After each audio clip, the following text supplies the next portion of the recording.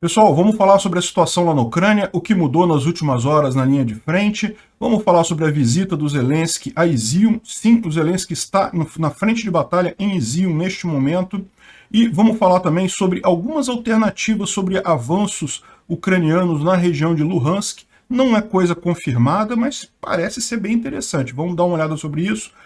Esse vídeo é o nosso vídeo do dia 14 de setembro de 2022. A gente faz vídeos aqui todos os dias e essas notícias foram sugeridas por Carlos Duquep, Sou Lindo e várias outras pessoas. Obrigado aí ao pessoal que sugeriu a notícia. Obrigado a você que está assistindo o nosso vídeo. Se você gosta do nosso conteúdo, por favor, deixa o seu like, se inscreva aqui no canal, né? Pois bem, então, vendo aqui a linha de frente de forma geral, não tem nenhuma grande mudança em relação ao que a gente viu nos últimos dias. Repara que aqui ainda aparece a linha seguindo o rio Oskil, né, na região de Kharkiv. Izium já está liberada, Sviatohirsk também. Liman parece aqui meio a meio, ou seja, sugere que ainda há brigas aqui na cidade, os ucranianos ainda estão lutando contra algumas forças russas aqui. O resto, você teve aqui um monte de bombardeio russo na linha de frente. Existe aviso do pessoal do grupo mercenário Wagner que eles teriam conseguido avançar alguma coisa em direção a Bakhmut de ontem para hoje, mas mesmo o pessoal russo está meio com o pé atrás nisso daí, talvez não seja só eles tentando dar uma moral e coisa e tal, até porque a essa altura do campeonato, com Izium perdido, tomar Bakhmut não faz muito sentido mais, né, porque justamente a ideia deles era fazer um gancho aqui para tomar Kramatorsk e Sloviansk. Uma vez que perderam Izium, não faz mais muito sentido você tomar Bakhmut, mas de qualquer forma pode ser que eles tenham avançado alguma coisa aqui. Não aparece no mapa, e se avançaram foi pouca coisa, não foi nada significativo, né? A Ucrânia continua atingindo os depósitos de munição e agrupamentos de pessoal dos russos na retaguarda. Então, por exemplo, a gente tem esse... É só o áudio, tá, gente? Não dá para ver nada aqui. Só o áudio nesse vídeo de um ataque em Nova Kakhovka, em Kherson.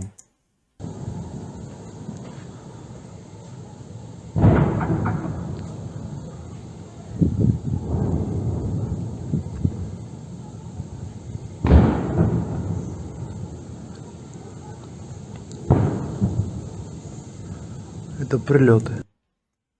Enfim, isso continua acontecendo aqui. Tem também, houve um ataque também em Marivka. Marivka é aqui próximo a Donetsk, tá vendo essa região aqui, ó. Aqui do lado de Donetsk, e também teve aqui em Kadivka, que é mais ao norte, próximo a Luhansk.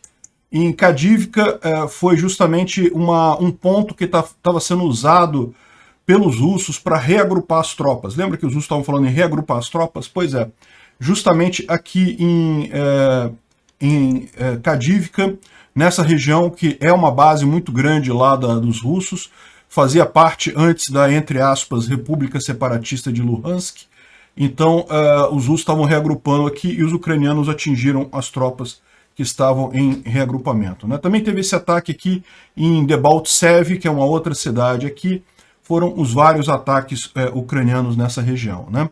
O que temos de interessante hoje, justamente, hoje cedo, o presidente Zelensky está em Izium, né? Ele está hoje em Izium, né? Eu gravo esse vídeo por volta das 7h30 da manhã, 1h30 da tarde lá na Ucrânia, e, portanto, desde manhã cedo o Zelensky está lá em Izium. Eu imagino que, no momento que eles liberaram essas fotos, o Zelensky já saiu de lá a essa altura, né? Ele deve ter estado lá durante a parte da manhã, mas de qualquer forma, é muito impressionante ele ir numa região que é frente de guerra, né? A verdade é essa, por mais que Izium tenha sido desocupada, que esteja em segurança, é ainda uma cidade que está muito próximo de eventuais tropas russas aqui na região, a menos que a gente considere verdadeiro o que eu vou mostrar mais adiante sobre a situação nessa região, tá?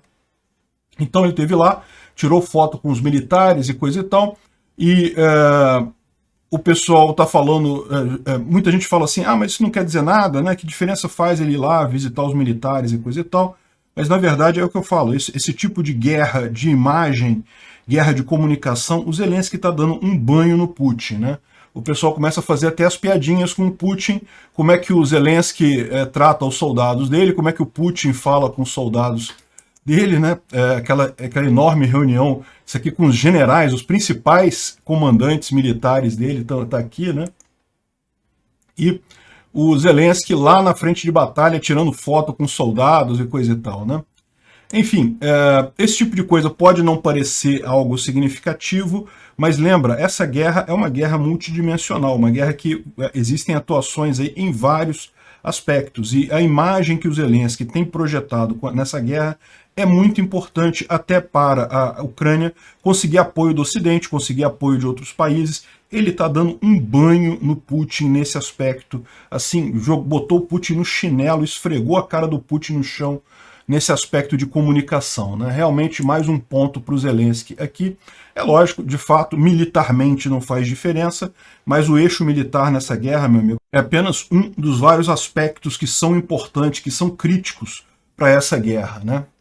Bom, além disso, a gente tem uma outra notícia da eliminação de 2 aviões da região de Kherson. Então, os ucranianos conseguiram derrubar 2 aviões em 2 horas, lá na região de Kherson. É um feito impressionante, que bacana que aconteceu isso. A gente não tem imagens desses aviões, mas parece que aconteceu isso ontem. É um comunicado oficial aqui dos ucranianos, né? O Wargonzo, que é um correspondente de guerra russo, um cara totalmente pró-russo, um repórter russo que estava em Izium. Lembra, a gente mostrou ele trocando pneu com pressa para fugir de Izium, né? E aparentemente ele foi para Lima. E Lima é essa cidade. Aqui a gente falou para vocês que os ucranianos já estão aqui nos arredores de Lima, que há batalha em Lima neste momento. Aparentemente, segundo dizem, ao contrário do que eu afirmei alguns dias atrás, Lima não foi totalmente liberada, mas as forças russas ali já estão em situação precária. É justamente o que diz aqui o Argonzo, dizendo que, nesse momento, as unidades do Kuban, Esquadrão Kuban, estão lutando no entorno de Lima, né? O inimigo ganhou, conseguiu avançar em posições individuais, os rapazes estão segurando, a artilharia está ajudando, porém o inimigo conseguiu forças muito grandes e estão aumentando a pressão de fogo. A situação não é crítica, mas se está chegando a esse ponto, né? É aquele negócio, não, sem pânico, sem ficar em pânico e coisa e tal. Não tem pânico, são apenas fatos. Os comandantes do regimento da DPR continuam também a ajudar nessa situação difícil de combate, coisa e tal. Ou seja, o que ele está dizendo aqui, para quem entende, esse cara é sempre pró-Rússia pra caramba, inventa um monte de história a favor da Rússia. Se ele está dizendo isso daqui, meu amigo, é porque Lima já era há muito tempo, né? Então, a situação em Lima aqui provavelmente já está perdida para os russos.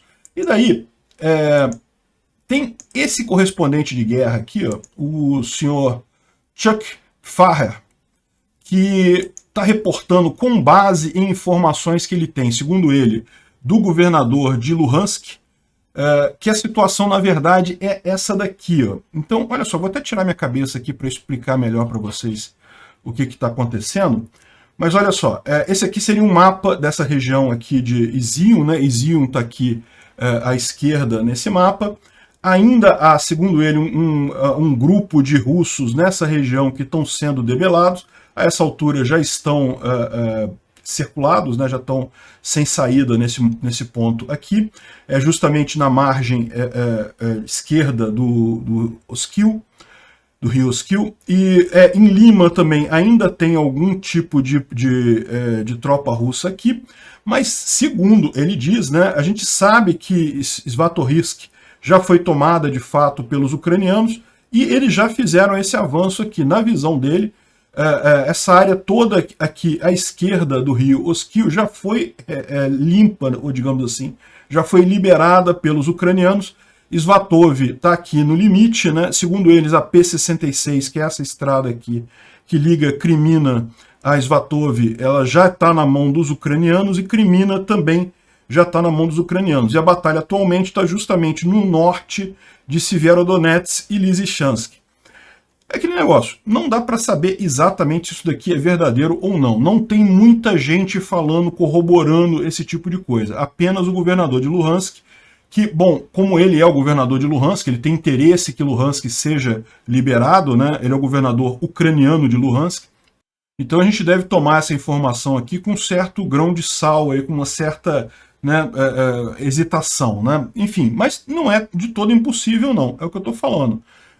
É difícil imaginar que o Zelensky fosse numa cidade aqui em que você tem tropas russas logo aqui do lado. Isso aqui está à distância de um projétil de artilharia fácil, né? Ficaria feio ter que mostrar o presidente Zelensky fugindo de um lugar porque está tendo uma chuva de obuses ali, de MLRS naquela cidade, né? Mesmo que não pudessem acertar ele pessoalmente, sempre pode jogar uma leva de foguetes ali e ele teria que sair, e daí ficaria feio isso, né? Enfim. Por outro lado, se essa imagem dele aqui é a imagem correta, a coisa realmente está bem mais tranquila. O fronte de batalha já está bem mais longe. O que tem aqui são apenas tropas russas perdidas, sem capacidade de realmente ocasionar alguma coisa. Lima está perdido, como o pessoal está dizendo. E pelo visto, se isso for verdade, a gente vai ver muito em breve Severodonetsk e Lysychansk de volta aos ucranianos, né? Ou seja, a grande informação que ele traz aqui é essa P-66, que é essa rota aqui que estaria já controlada pelos ucranianos. E aquele negócio, se essa P-66 está controlada pelos ucranianos, é porque eles controlam essa área toda aqui, não tem como ser de outra forma, né? Bom, vamos torcer, vamos aguardar as próximas horas. Se está nessa situação aqui, Severodonetsk e Lysychansk realmente não vão durar muitos dias, não. Mas, de novo, a gente tem que tomar isso com um certo cuidado, né? Aqui tem um outro alerta também sobre posicionamento dos ucranianos. Lembra, a gente não tem informação oficial dos ucranianos, eles decidiram fazer segredo agora, eles não divulgam mais por onde eles estão andando. O fator surpresa já passou, então é importante evitar divulgar a posição dos ucranianos, porque isso poderia ajudar os russos a evitar isso daí. A gente não tem também muitas informações do lado russo, por quê? Porque os russos perceberam que a coisa está muito ruim, e se eles ficarem falando que os ucranianos estão avançando mais e mais, causa pânico. O pânico está sendo o grande motor desse avanço ucraniano nos últimos dias, né? Mas, de qualquer forma, de vez em quando surge alguma coisa, e aqui o Where is Russia Today, que é um outro tweet que costuma fazer o acompanhamento disso daí, ele diz aqui que realmente as forças ucranianas continuam a empurrar em direção à Crimina e as forças russas a recuar, né? O grupo Wagner alegadamente teve algum ganho em Bakhmut, a gente falou sobre isso, mas a gente vai ver também que parece que não é muito verdade isso não. Svetohirsk e Bilorivka já estão sob controle ucraniano. Então repara que o que ele fala que é diferente disso daqui. Porque, não, se bem que não, né? Porque Bilorivka é essa região aqui, ó, bem abaixo dessa área vermelha aqui. Então pode ser que Bilorivka sim esteja compatível, né? E outra informação que a gente tem é que os russos estão dizendo que os ucranianos conseguiram quebrar a linha em David Brod, lá em Kherson, né? Então vamos voltar lá para Kherson. Aqui no sul, isso é uma coisa importante porque o que acontece, né? Muita gente está com a ideia de que, não, então a ofensiva ucraniana no sul, em Kherson, era de brincadeira, era só para enganar os russos. Não, não é isso. Não foi isso que os ucranianos fizeram. Os ucranianos decidiram fazer duas frentes. De fato, enganaram os russos a eles acharem que era apenas a frente de Kherson que iria avançar, então levaram as melhores tropas aqui para Kherson, mas essa contraofensiva ucraniana em Kherson, ela existe mesmo, ela é real, ela está ganhando território. A gente mostrou várias cidades aqui que foram recuperadas pelos ucranianos nessa região, e segundo eles estão dizendo, Davi Bridge, essa cidade aqui é uma cidade que tem uma grande quantidade de tropas russas. Os russos colocaram aqui um grande contingente justamente para tentar evitar que os ucranianos avancem nessa ofensiva deles aqui. E, segundo estão dizendo, nessa manhã os ucranianos furaram o bloqueio aqui em Davi Bridge. A gente deve ter informações no vídeo de amanhã já, eventualmente, se for verdade isso daí, evidentemente. Lembra, está tudo sob segredo, ninguém está falando nada. Aqui, neste caso, o que ele está dizendo é justamente que que foi o que ele está dizendo aqui é justamente que foi uma fonte russa, né, que disse que os ucranianos avançaram ali, né? Os ucranianos mesmo não vão falar nada. Aí, por exemplo, a gente sabe que provavelmente os ucranianos liberaram essa cidade aqui, ó, de Novohednitsk, justamente por quê? Porque o comando ucraniano falou que foi bombardeada por russos a cidade. Então é sinal que ela está na mão dos ucranianos, né? Os russos, eu imagino, não iriam bombardear uma cidade que está na mão dos russos. Então mais um avançozinho aqui nessa região de Kherson, mas a gente tem também poucas informações sobre como a coisa está avançando por aqui, né? E daí tem um outro relato russo também do Igor Strelkov, né? Igor Strelkov, vocês sabem, a gente já falou várias vezes dele aqui, é um criminoso de guerra. Ele foi um dos responsáveis por criar aquelas, entre aspas, repúblicas separatistas de Donetsk e Luhansk. Ele é um agente russo, ele é um ex-militar russo, ele é da FSB. E agora, como ele foi o responsável por derrubar aquele avião civil lá em 2014, o MH17, ele é um criminoso de guerra, por isso perseguido, foi condenado já no Tribunal Europeu. Ele saiu, os russos tiraram ele do comando e ele virou um comentarista de guerra agora. E daí ele está falando aqui, ó, novidades da linha de frente. Belgorod está tendo vários confrontos ali na região da fronteira. Aliás, isso é outra coisa, eu não cheguei a mencionar isso, mas parece que teve conflito entre russos e ucranianos aqui, ó, nessa região aqui e também próximo a Belgorod. Conflitos dentro da Rússia, os ucranianos avançando dentro da Rússia. Por quê? Como a gente falou, né, os ucranianos eles chegaram na fronteira e quando chegaram aqui viram que não tem ninguém do outro lado. Os russos dali continuaram fugindo. Não pararam de fugir na fronteira, não. Então essa fronteira russa toda aqui está totalmente liberada. Se os ucranianos quiserem avançar e tomar Belgorod, em tese não deve ser muito difícil. Ele fala aqui, ó, na luta ali no Severodonetsk, no norte de Sviatorgorsk, na região de Lima, e nas florestas e na curva do rio Southeast, a sudoeste de Crimea, continua a luta. Ou seja, segundo ele está dizendo aqui, de fato, a luta está próximo de Crimea, ali já nas florestas que tem nessa região aqui, ó, se você reparar, Crimea tem um monte de floresta aqui, toda essa área verde aqui são florestas, ou seja, não deixe de dar algum embasamento a essa briga aqui. Repara como é que aqui está dizendo justamente a guerra acontecendo nessas florestas aqui na parte de baixo, né? Aí ele fala aqui em Bakhmut que o Wagner Group conseguiu fazer algum progresso próximo a Bakhmut, mas eu não sei o quanto disso é verdade. E também, na minha opinião, isso não faz tanta diferença na situação atual, uma vez que isso é um desperdício de força. Por quê? Porque justamente sem Izium não faz sentido nenhum para eles tomarem Bakhmut, né? Na frontline do Donetsk, nenhuma mudança e coisa e tal. Aí fala mais algumas coisas aqui, aí no final ele fala aqui, ó, em todos os frontes, o inimigo está preparando um ataque e está trazendo forças adicionais. Eu, pessoalmente, acho que seria muito provável um ataque principal no fronte de Zaporizhia. Um segundo ataque entre Donetsk e Orlivka, né, na região de Dokushevsk.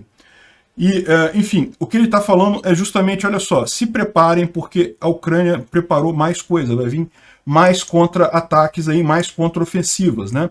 E a gente tem falado que tem suspeitas, existem tropas sendo colocadas aqui na região de Zaporizhia, a Ucrânia tem atingido alvos significativos aqui em Donetsk, a gente não tem informação ainda sobre o que seria exatamente isso daí, ou seja, o que eles estão dizendo é que seria um ataque entre Donetsk e Orlivka, passando por aqui, né?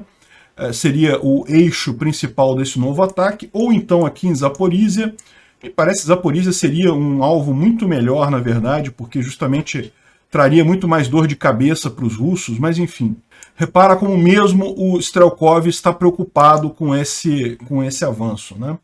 Bom, a gente teve também mais uma live do Alexei Arestovich com mais informações interessantes. Ele fala aqui da situação em Bakhmut, que a Rússia diz que teve ganhos ali em Bakhmut e a Ucrânia diz que não, nega isso. As forças ucranianas acumularam grandes reservas em Zaporizhia, de acordo com fontes russas, e na direção de Kherson, as forças armadas da Ucrânia chegaram mais próximo de Kherson na M14. Né? M14 é essa estrada aqui, né? A gente sabe que Kiselivka já está na mão dos ucranianos. O pessoal não mostra aqui, porque estamos em segredo, né? Mas essa cidade aqui de Kiselivka já é ucraniana. E certamente os ucranianos estão avançando em direção a Chornobaivka, que é onde está a principal grupo russo nessa região, né? Os russos requisitaram negociações depois da derrota em Kharkiv, né? Ou seja, agora a gente quer conversar, né? E o Zelensky disse que não, o lado ucraniano recusou. Ele disse que a única forma de negociar é com as tropas russas saindo totalmente do território ucraniano, inclusive Crimeia e Donbás, né? E aí a gente pode sentar para negociar, e os pontos de negociação vão ser a entrada da OTAN, a entrada da Ucrânia na OTAN e a garantia da Ucrânia de se defender, ou seja, de ter um exército forte para se defender da Rússia, né? E também a ideia é criar um padrão que pode ser usado também para Moldova e Geórgia, ou seja, lugares em que os russos também infiltraram, entre aspas, repúblicas separatistas, que na verdade a gente sabe que não são nada, são tropas russas mesmo, poderiam usar a mesma coisa, né? Bom, outra coisa interessante, os ucranianos estão distribuindo esse tipo de cartãozinho na região onde estão os russos, né, que são cartões de rendição. Se você quiser se render, tem as informações todas aí para você se render de forma segura. E a informação que a gente tem vários vídeos na internet mostrando soldados se rendendo, soldados russos se rendendo, né? Aqui, uma imagem interessante de um canhão que foi capturado, totalmente quebrado aqui, ó. E o que o Defimon ressalta aqui é o seguinte: a Rússia ela não está conseguindo fazer manutenção nos equipamentos de artilharia dela com a velocidade necessária, né? Obuses, canhões de artilharia, eles precisam passar por manutenção periódica. A questão lembra, para a Ucrânia avançar ali em Severodonetsk e Lysychansk, eles precisaram usar muita artilharia, mas muita artilharia mesmo, a ponto de que exauriram a vida útil dos equipamentos deles, e agora o que está acontecendo? Começa a ter falha crítica. Quando o equipamento começa a ter falha crítica, sim, é porque já passou muito da época de fazer manutenção, né? Enfim, realmente mostra só como é que a Rússia não estava preparada para uma guerra longa. A ideia do Putin, quando invadiu a Ucrânia, ele achava mesmo que o governo ucraniano iria cair rápido e não seria uma guerra longa.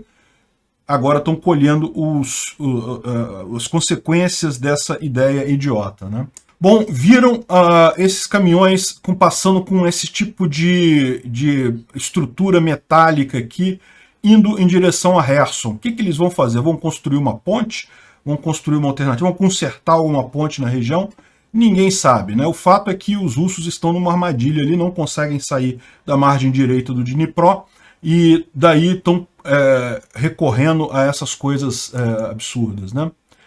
E mais filmagens lá da região de Luhansk mostrando os russos fugindo novamente. Muita fuga de russos que está acontecendo ali naquela região, né? Bom, aqui no Instituto para Estudo da Guerra tem várias coisas interessantes. Pela primeira vez, eles estão falando aqui, pela primeira vez o Kremlin reconheceu uma derrota. Lá no norte foi uma derrota também, os ucranianos expulsaram os russos do norte da Ucrânia. Mas os russos disseram que não, que foi um gesto de boa vontade, ou sei lá o que eles disseram na época. O fato é, eles tiraram as tropas do norte, na visão da Rússia, eles não tinham admitido derrota. Dessa vez, parece que mesmo, embora o exército russo esteja dizendo que não, que foi um reagrupamento, foram as tropas russas que reagruparam e coisa e tal, não tem como negar o que aconteceu, né? Então, parece que já tem gente no Kremlin reconhecendo abertamente que houve uma derrota ali, né? E o que está acontecendo agora? O grande esforço do Kremlin é justamente para limpar o Putin, para preservar o Putin, achar culpados em outros pontos e preservar o Putin nessa história, porque, como vocês sabem, já tem gente acusando o Putin mesmo de ser o grande responsável, e o Putin é o grande responsável no final das contas, né? Lembra aquele vereador de São Petersburgo que fez um requerimento, né? Ele com vários outros, né? Foi um número de vereadores ali que fez um requerimento pedindo a saída do Putin, e ele está dizendo que ele teve um enorme muito suporte, muita gente falou com ele que realmente Embora na Rússia muita gente ainda se diga a favor da guerra, essa derrota em Kharkiv deve ter machucado muita gente lá. O pessoal ficou muito preocupado com essa história. E é aquele negócio, por que tem muito russo a favor da guerra? Por dois motivos. Primeiro que é proibido ser contra. Você falar contra a guerra lá na Rússia, você pode pegar 15 anos de cadeia. Segundo, porque a guerra não estava afetando as pessoas na Rússia, né? As pessoas estavam vendo que, bem ou mal, conquistamos um pedacinho da Ucrânia ali, não estão afetando nada, mas eles estão vendo agora que com essa recuperação de área ali na Ucrânia, a coisa não vai ficar fácil não, vai ser cada vez mais complicado agora. Então, no final,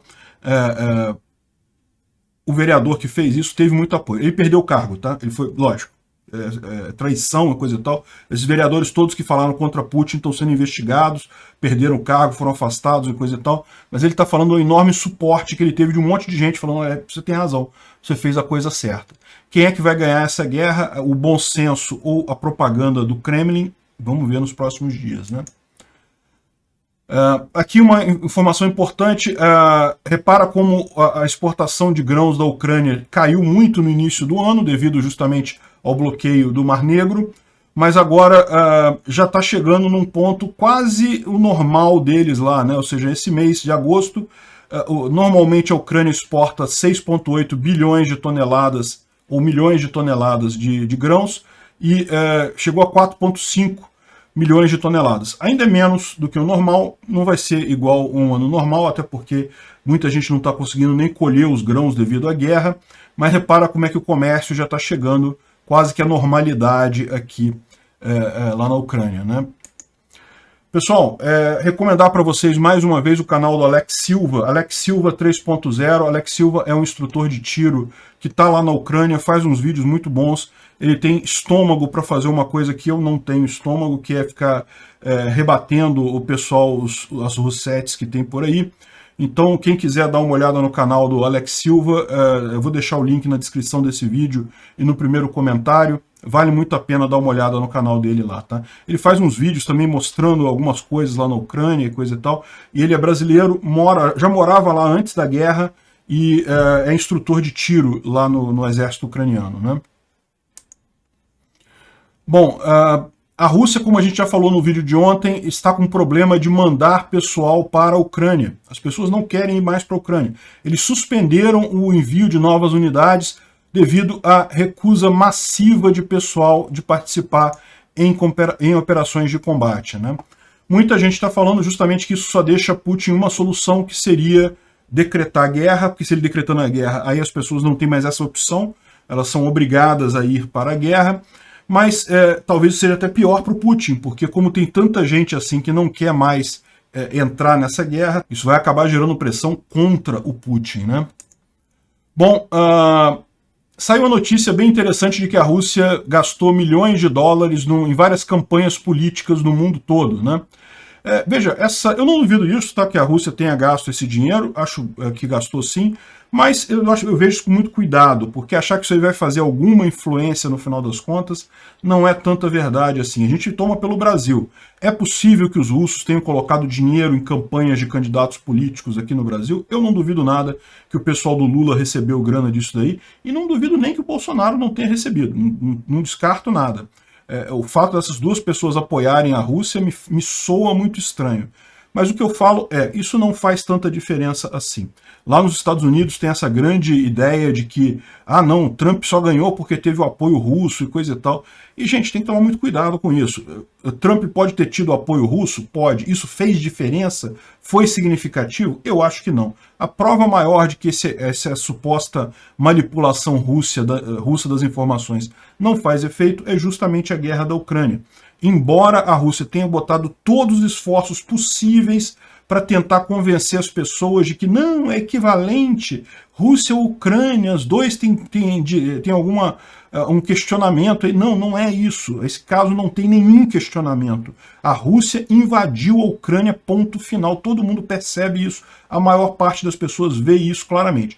Vai ter uma minoria que vai ficar influenciada por esse tipo de coisa? Sempre tem um pessoal de cérebro mais fraco, né? Infelizmente, a verdade é essa. E é o que eu falo sempre, eu fico muito preocupado, porque eu vejo muita gente da direita embarcando nessa canoa furada E é uma tristeza isso, porque é uma canoa furada. É igual embarcar em teoria de QAnon. Eu falei na época isso pro pessoal. Gente, esse negócio é uma loucura, isso é uma piada, esse tipo de coisa. Estão fazendo sacanagem com vocês. E muita gente embarcou nisso daí e quebraram a cara, né? É engraçado que ainda tem gente que acredita até hoje, você acredita? Ainda tem maluco na direita que acha que QAnon existe, não sei o que lá, e um dia vai ter uma grande operação Tempestade. Esse pessoal não posso fazer nada por eles, né, infelizmente. Mas a guerra na Ucrânia mostrou o quanto essa suposta influência russa na política ocidental é pífia no final das contas. Ursula von der Leyen, a presidente da Comunidade Europeia, ela está vindo a Kiev para fazer uma visita ao Zelensky e para reafirmar que as sanções contra a Rússia vão continuar, que a Europa já tem gás suficiente para passar o inverno e que até o final de 2023 vai cortar todas as importações de gás da Rússia. Aquilo que eu falei para vocês, quem vai se ferrar com essa história toda vai ser a Rússia, não a Europa. A Europa vai passar aperto, não estou dizendo que não vai, mas quem vai se ferrar de verde e amarelo, ou melhor, de azul e amarelo, vai ser a Rússia.